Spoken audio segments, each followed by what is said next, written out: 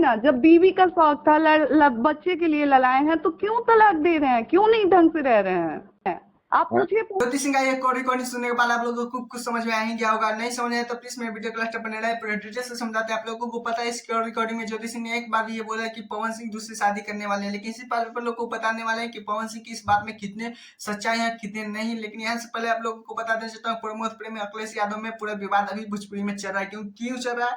अगर आप लोग कमेंट करिएगा तो इस पर भी वीडियो बनाकर आप लोगों को कल ला कर दूंगा। लेकिन इससे पहले आप लोगों को बता देना चाहता हूँ, पवन सिंह और ज्योति सिंह के पास चलते हैं। आप लोगों को पता है ज्योति सिंह इसको रिकॉर्डिंग में किस तरह से बोल रही थी कि पवन सिंह बच्चे के लिए लड़ाए जाते हैं, लेकिन इसी के कारण भी मुझे क्यों दूर छोड़ दिए, मतलब कि पवन सिंह उनको छोड़ दिया। कि आप लोगों को पता ही है कि इलेक्शन में पवन सिंह उनको साथ लिया था, फिर भी उसके बाद इधर छोड़ दिए।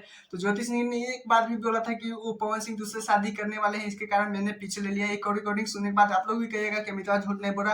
ये सारे रिकॉर्डिंग पे भी ही बात होने वाला है। लेकिन पवन जी के परिवार की तरफ से ही हमें पता चला था कि वो जो भी उनका आगे जनवरी में जो भी वो होने वाला है, शादी होने वाला है।